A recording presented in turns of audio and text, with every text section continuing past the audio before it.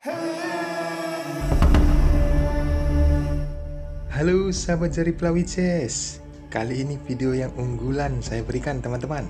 Kejuaraan dunia catur cepat FIDE 2023. Vidit Santos Guraczi. Bagaimana dia menantang Magnus Carlsen di babak endgame ataupun permainan akhir. Tentunya si Raja Endgame mengiyakan. Setiap beberapa kali perwira diajak pertukaran. Bagaimana keseruannya teman-teman?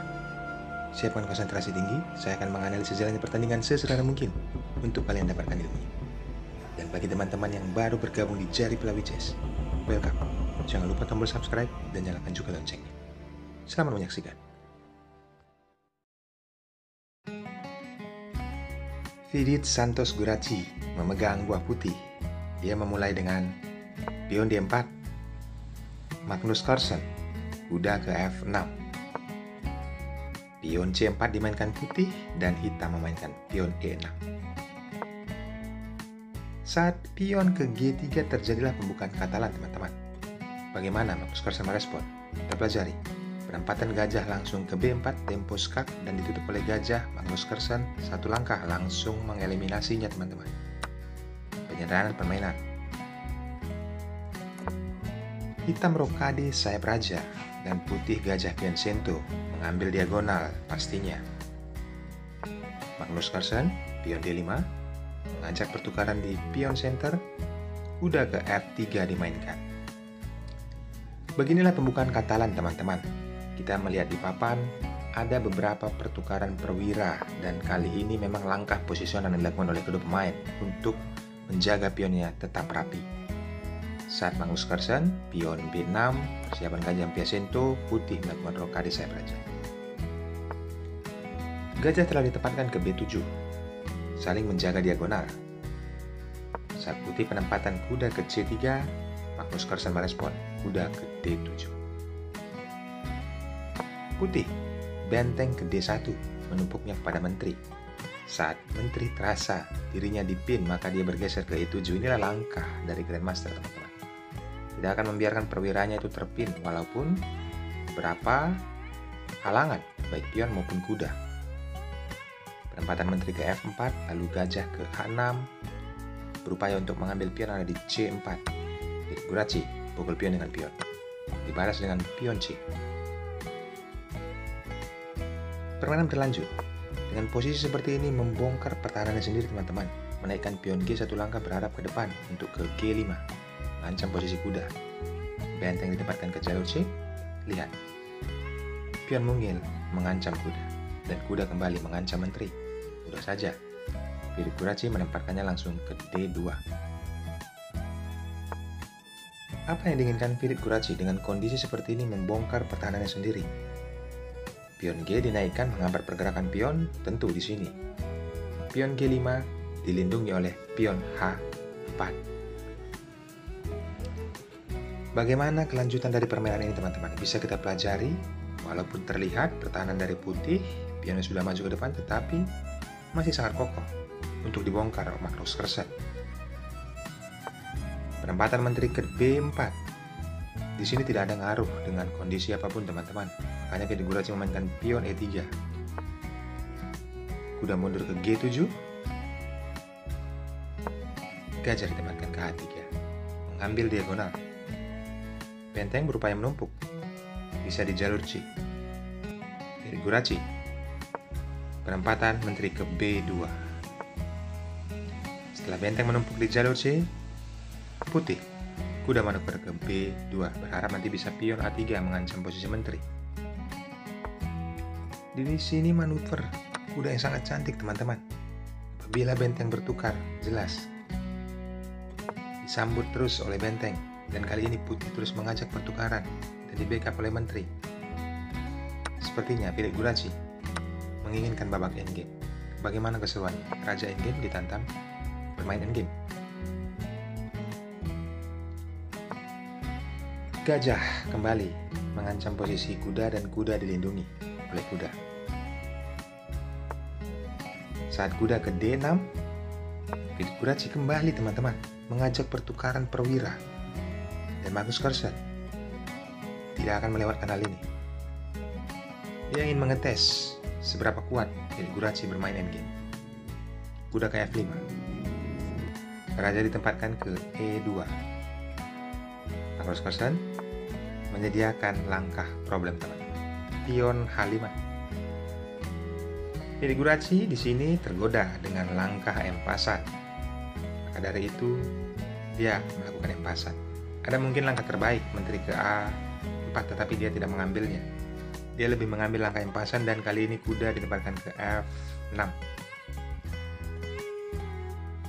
Untuk menguasai kotak yang ada di H5, tujuan dari Magnus Carlsen, karena pion yang ada di H6 suatu saat nanti akan dipukul. Setelah menteri ditempatkan ke A4, barulah kuda memukul pion yang ada di H6. Kuda manuver kembali ke E5. Hitam, kuda ke F5, mengancam pion yang ada di H4. Menteri mengajak pertukaran. Tidak ada penolakan dari Magnus Carlsen, si raja endgame. Dipersilahkan teman-teman. Kita pelajari dua kuda melawan dua kuda. Bagaimana keseruan?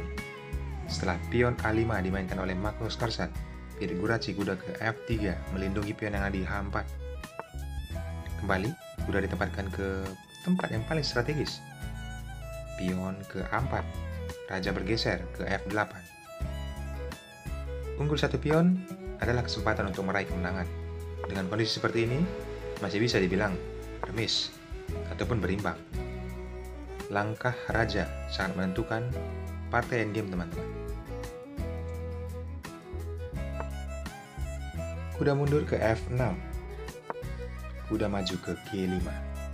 Mengancam pion yang ada di F7 dan dilindungi tentunya oleh kuda. Penempatan ke D6.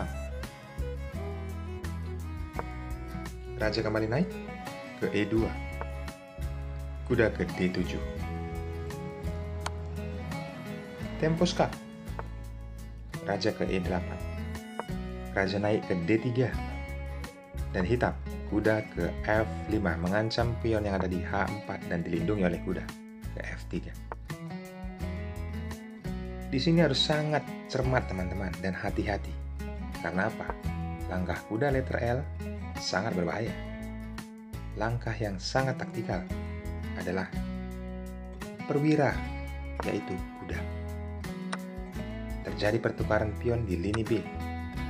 Setelah kuda menyambutnya, Magnus Carlsen, kuda ke E7.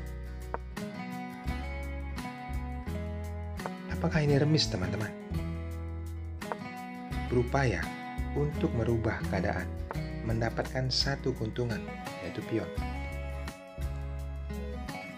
Di sini Hidegurashi penempatan kuda ke C6, pion F6 dimainkan, menghambat pergerakan kuda ke E5.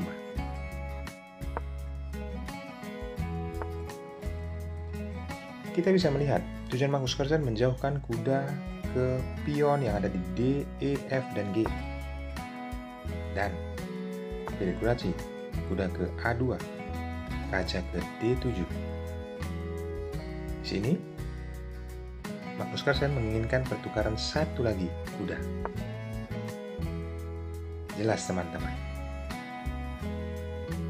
akan dipukul olehnya. Karena apa? Dia mendapatkan pion yang ada di H4. Permainan berlanjut. Setelah kuda memukul pion, respon Hidegurashi hanyalah bisa mengharapkan remis. Kuda ke B4, kuda ke F5, kuda ke D3, dan hitam, pion G5, berupaya untuk melangkah promosi ke depan. Raja ke C3, raja ke C6, raja ke D2, dan di sini kuda ke D6 akan ditempatkan ke tempat yang sangat strategis ataupun menjaga kotak tersebut, kotak E4 dan C4. Jelas, raja ke B7 tujuannya mengincar pion yang ada di A4. Kuda ke F2 menopang pion nantinya ke E4. Hitam tetap rencana tujuan awal. Terjadi pertukaran pion kembali. Dan hitam kesempatan untuk mengambil pion yang ada di A4. Dan ini tidak ada yang bisa membendungnya teman-teman. Unggul dua pion si raja endgame. Bagaimana Hidegurashi masih mencobanya? Belum menyatakan menyerah. Setelah terjadi pertukaran pion mengancam kuda, Mudah saja, kuda ke F7 mengancam pion, dan pion tersebut dilindungi oleh raja ke D4. Kuda manuver ke D7 melindungi pion yang ada di E6. Dan di sini siap pion B dan pion G melangkah melenggang promosi untuk ke depan. Pion G dimainkan, raja mencoba mendekatinya, tetapi ada pion B maju. 3 langkah ke depan pion G. Raja mencoba, dan dibiarkan pion G tersebut dipukul. Giliran pion B yang membuat kesulitan raja putih. Kuda mengancam pion yang ada di E5. Dan di sini teman-teman, tempo skak walaupun didapatkan mudah saja. Saat raja mengancam kembali kuda, Virguraci menyerah. Karena apa? 2 langkah alternatif, mungkin kuda pukul pion, jelas 1 langkah lagi promosi pion tidak akan terbendung. Alternatif yang kedua, kuda bisa ke D3 tempo skak, tetapi setelah raja ke C3 mengancam kuda, kuda hanya bisa ke C1 dan diancam oleh pion. Pion promosi ke depan, 100% kita akan menang. Ambil pelajaran penting teman-teman, saya sudah menganalisis jalannya pertandingan sesederhana mungkin untuk kalian dapatkan ilmunya saat bermain nanti. Ucapan terima kasih dari kalian. Channel Jari Pelawi Chess hanya mengharapkan subscribe dan nyalakan loncengnya. Dari kata, saya ucapkan thanks and God bless. Baik teman-teman, boleh dukung channel ini, klik tombol gabung di samping nama channel. Jika itu kalian lakukan, sangat berterima kasih. Kami ucapkan. Bye-bye.